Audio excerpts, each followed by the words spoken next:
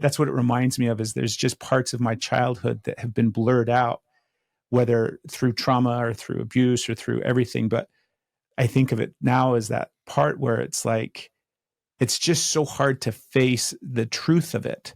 And I know you get a lot of pushback from people online.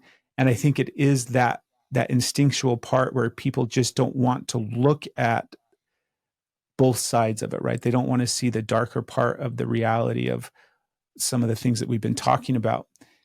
There's also that part where they've made it a sin, in a sense, like, how dare you not honor your parents? How dare you? Don't you know how toxic it is for you? You're being toxic to them. How dare you hurt them? Because you like might have also been programmed that you just have to completely honor and bow down. So there's like this whole aspect of, it doesn't, no matter which way, either you have to face the truth of things, which means it convolutes what you thought, your image, your safety, and the punishment that can come. There's so many ways that it is absolutely terrifying to step into. And then I can see how a lot of people would say, oh, instead of facing that and how that makes me feel, I'm going to make you wrong for even suggesting that that's an option for me, because I don't feel like it's an option for me. So don't tell me it is. And then like, so that comes as an attack. Mm. And I think that, look, I think there's lots of different reasons why.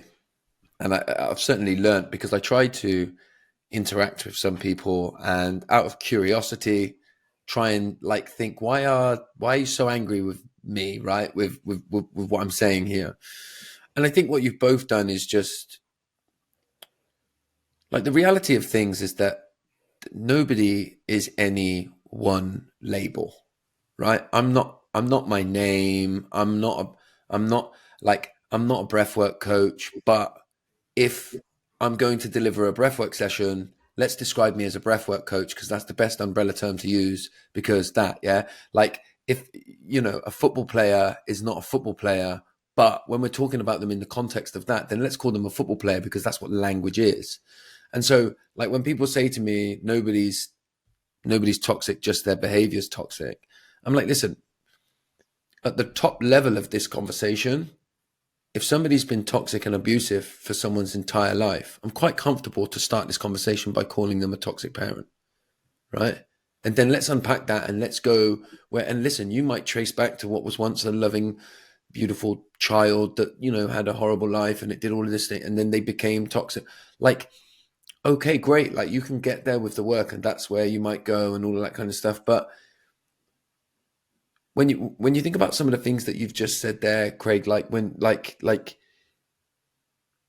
as children, we have to attach to our parents, right? They're God to us when we're born, more so than most other animals in the animal kingdom, because we're so dependent on them, right? And if you look at that, by the way, scientifically, that's because when we went up onto 2 legs from 4, a lady's hips narrowed and you couldn't get a fully formed brain out, right? So if you think of a horse or a cow, it can walk straight away when it's born because they're on 4 legs, and the hips are of a place where a brain can do all its forming in the much safer place of inside the body, right? We've evolved a different way. And so for at least 2 years, you wouldn't survive a day if you didn't attach to your parents. So in those initial years, when we're really developing at the fastest rate, it's paramount survival that we attach to our parents. So Gabor Mate would say that when our authenticity, who we are, threatens that attachment, the authenticity in the early years will lose every single time, because attachment is more paramount. It's more paramount to survival. And then even as we grow up beyond that, if we were to admit the level to ourselves when we were a child of the level of toxicity of what we were experiencing, that would be to admit that our parents can't love us and can't be there in a loving way. So of course we're not going to admit that to ourselves, because we have no other choice but to normally, in most cases, take the responsibility on ourselves. Children are egocentric, so of course the story that they create is that I'm the problem.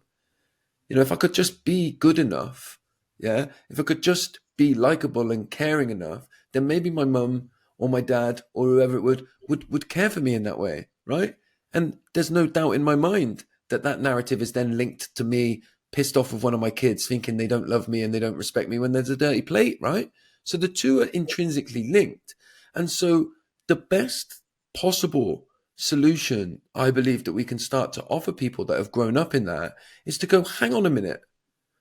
Let's forget everybody else for just 1 second. And let's talk about you and your experience. And let's frame it in a way that makes sense to you in this moment. And if you want to call them a toxic parent because that's what you've experienced, then let's let go of the whole lifetime of making sure that everybody else is okay all of the time and everybody else gets to feel comfortable. And let's start where you're at. And I passionately believe that, right? And one of the reasons I passionately believe it is because my dad was an alcoholic. And I was taught from a very young age. He died when I was 9. I saw some terrible things as a result of the way that he was. And I was taught that he was a good man who sometimes got too drunk. Yeah. Now, maybe that was true. To be honest with you, I can't fully remember. But what plagued me was spending my whole life self-organizing, trying to be funny enough, good enough, likable enough to be able to receive love. So my healing is not more watered down, trying to make everybody love me. My healing is, let me tell you my truth. Let me get really clear and uncomfortable with it. And let me be who I'm supposed to be. And if you don't like that, right? And it makes you feel uncomfortable because you think that I sound this, angry or whatever people say that I am online, then that's on you. Because I'm talking about people's real experience at a truth, and I think that's what people really struggle with, and that's, I do sound passionate and angry when I talk about it. And the truth is because it makes me passionate and angry. It makes me passionate and angry that everyone's got something to say to protect the person who's been toxic and horrible for somebody's whole life. And they're doing it at the expense of the victim. Why don't we start at the victim and work out? Why don't we start at the victim and work out? We do that everywhere else. If somebody murders somebody, we call them a murderer, we put them in prison, and then we support the victims of that murder. Why don't we do that that's all I'm asking people to do here. Now, the murderer might go to prison for 30 years and learn their lesson and stop being a murderer when they come out. Maybe they won't. But we don't focus on them instead of their victims. It makes no sense. We were meant to be. We were meant to be.